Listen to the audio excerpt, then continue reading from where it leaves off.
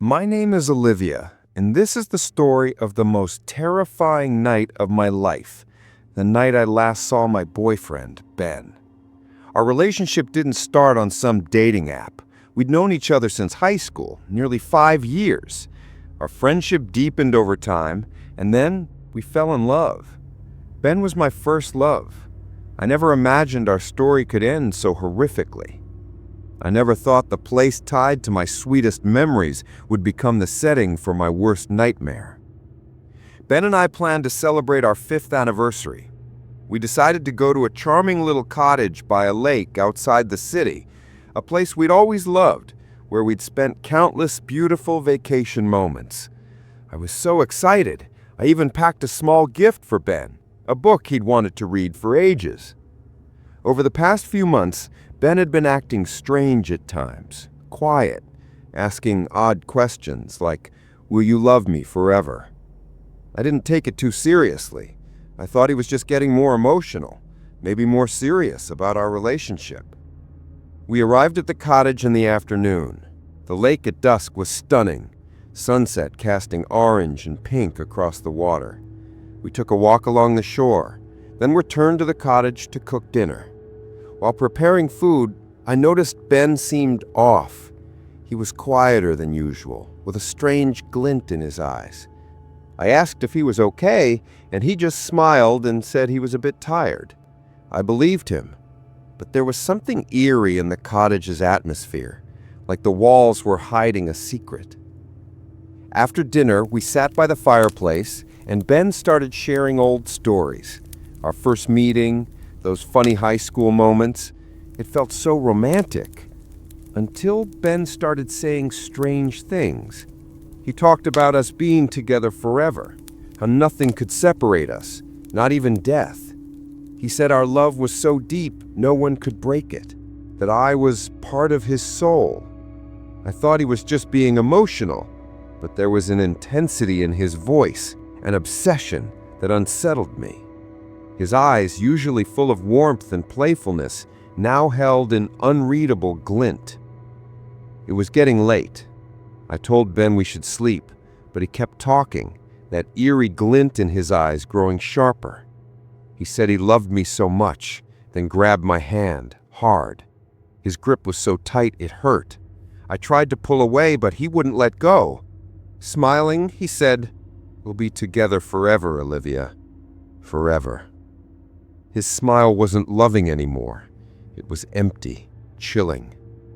That smile started to scare me. His face had an obsessive look I'd never seen before. I told him to let me go, but he shook his head. He said he had a special plan for us, one that would keep us together always. He grabbed my arm tightly and pulled me toward him. I looked into his eyes and saw a stranger, not the Ben I knew.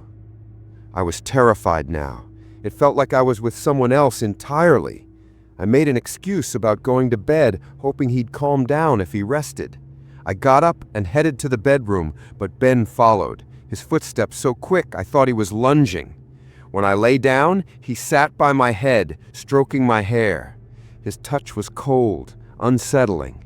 I closed my eyes, praying this was just a bad dream. Then I felt it, something glinting in his hand. I looked up and saw a small kitchen knife, its blade catching the firelight. My heart pounded.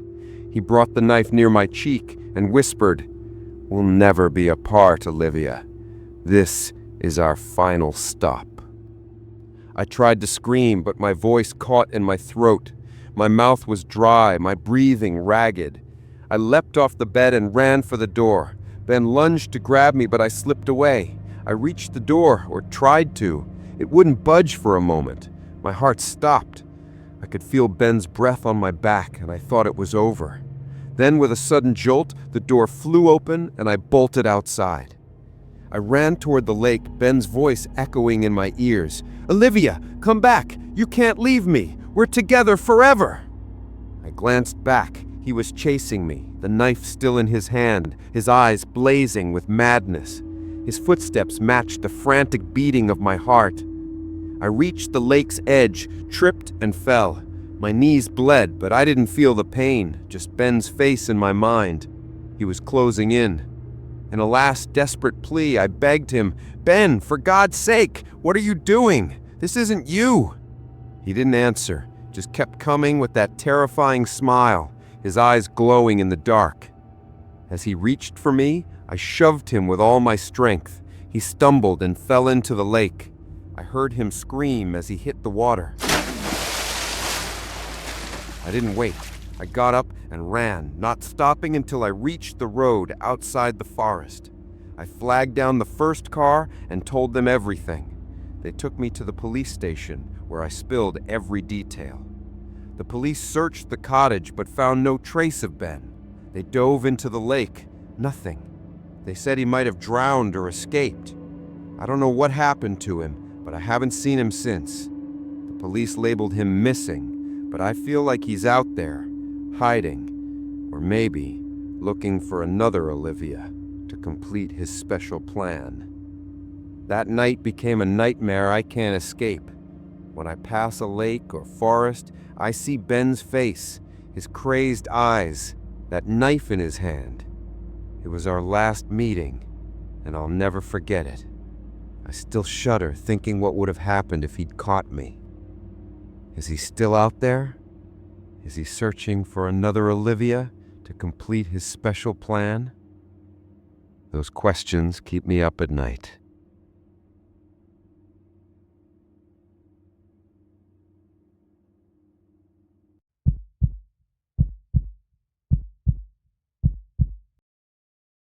When I was 20, I was wrapping up my first semester at university.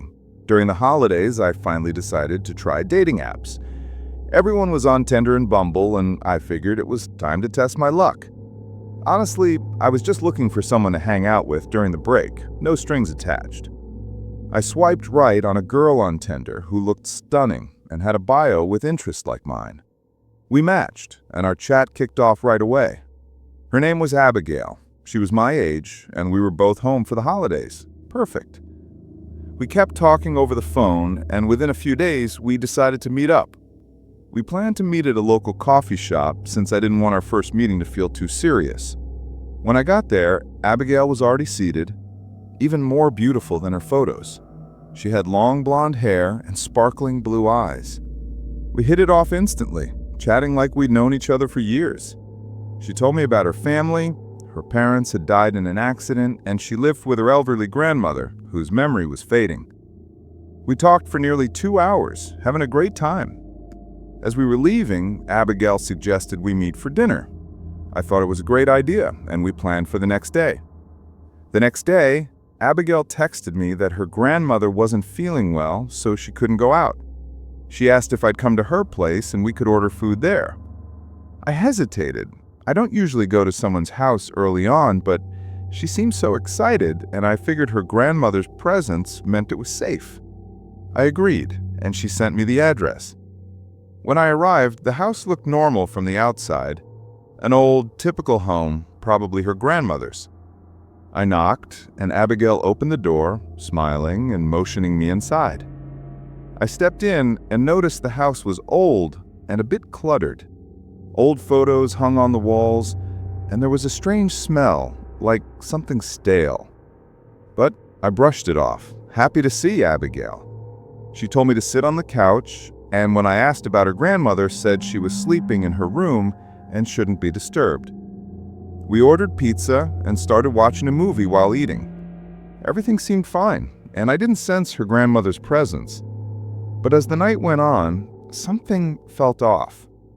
Abigail got quiet, glancing upstairs repeatedly. I thought maybe her grandmother was unwell, but when I asked, she said everything was fine.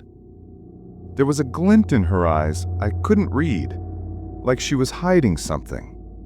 Halfway through the movie, I heard strange noises from upstairs, like something falling, then a faint scraping, as if something was being dragged across the floor. I looked at Abigail. Her face showed fear. She quickly said she needed the bathroom and rushed upstairs. I sat alone on the couch, starting to feel scared. The noises didn't stop, and it felt like someone was lurking up there. A strange chill filled the room, despite the warm weather outside.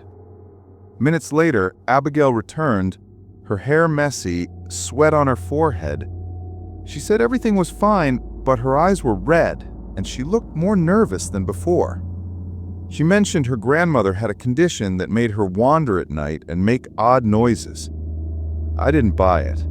Her anxious face, her shaky voice, and those noises felt wrong. I decided to leave. I told Abigail I had to go because of an early class. She tried to stop me, saying, "No, don't go now. The weather's bad outside." She almost shouted, "If you leave, it'll upset her." I didn't understand who "her" was, but I knew I had to get out. I pulled away from her grip and ran to the door. As I did, a piercing scream came from upstairs. Long, blood-curdling, like a young woman in pain or terror. Not an elderly grandmother. Abigail's face went pale, and she tried to grab me again. "No, you can't leave. He'll see you." I asked, "Who?" She didn't answer, her eyes filled with a fear I never seen. I yanked free and bolted for the door. As I reached it, I heard footsteps behind me. I turned and saw a tall, thin man coming toward me. His eyes dark, a chilling smile on his face. It was Abigail's father, the one she said was dead. He held a gleaming knife, his shirt stained with blood. I didn't know what was happening, but I knew I had to escape. I flung the door open and ran. He chased me, shouting, "I won't let you leave, you've seen my daughter." I sprinted into the dark street, fear gripping me tighter. I glanced back. He was close, his footsteps echoing in my ears. I kept running until I reached my car, started it, and sped off without looking back. I blocked Abigail's number and never contacted her again. That night is etched in my mind. I still don't know what was happening in that house. Was that man really her father? Why did she lie? Who was the knife for? Was Abigail part of it, or was she a victim of that madman? Whose scream was that? These questions still haunt me. Since that day, I've never used dating apps again. That was my last meeting, and I'll never forget it.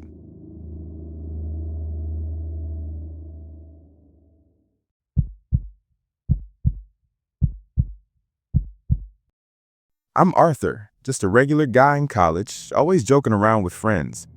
There was this one girl, Lena, who completely captivated me. She had this mysterious allure. Her eyes were like deep lakes, and her words had a charm that pulled me in. After dating for a few months, Lena invited me to her place for dinner. I was thrilled, thinking this was the next step in our relationship. Lena's house was in an old part of the city, surrounded by dense trees, always cloaked in a dim shadow. The inside was just as eerie. Low lighting, strange statues, and cryptic symbols etched on the walls. I tried to ignore it, chalking it up to Lena's unique taste. After dinner, as we sat in the living room talking, Lena's tone shifted. She smiled and said, "Arthur, want to see something special? Something you've never seen before." Curious, I asked, "What do you mean?"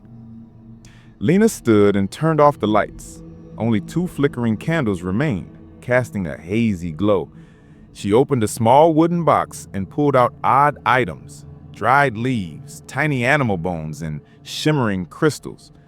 Then she started chanting softly. Her voice was low, almost hypnotic, like a distant whisper. A strange chill filled the room and the candle flames danced erratically. My heart began to race, unease creeping in. Suddenly, Lena picked up a creepy little doll with button eyes and pins stuck in his body. She held it, chanting more intensely. Then, grabbed a pin and jabbed it into the doll's arm. At that exact moment, I felt a sharp prick in my own arm. Panicked, I checked. No mark. But fear gripped me. Lena's eyes gleamed with an unsettling power. What came next was worse. Lena took an empty bowl, placed her hand over it, and muttered something. Before my eyes, a thick black substance appeared in the bowl. I was stunned. What was happening? Lena held the bowl toward me. "Taste it," she said. I made it just for you." Terrified, I backed away. "No thanks, I'm not hungry." Her smile faded, replaced by a cold, hard stare. "You have to taste it," she said, her voice devoid of its earlier warmth. I couldn't take it anymore. I bolted up and ran for the door, not daring to look back. I just wanted to get as far from that house as possible. After that night, I never spoke to Lena again. I ignored her texts and calls. That terrifying night was seared into my mind. I realized Lena wasn't just some ordinary girl. She was tied to a dark, mysterious world. I tried telling my friends, but no one believed me. They said I was just spooked. But I know what I saw. That night changed me. I swore never to get close to anyone so mysterious and terrifying again. Lena became a nightmare in my life, a chapter I wanted to close forever. I changed my number and stopped going to my usual spots. All I wanted was to stay far from that frightening girl and her dark magic. After that night, I stopped believing in love and relationships because for me, love was now tangled with fear and mystery.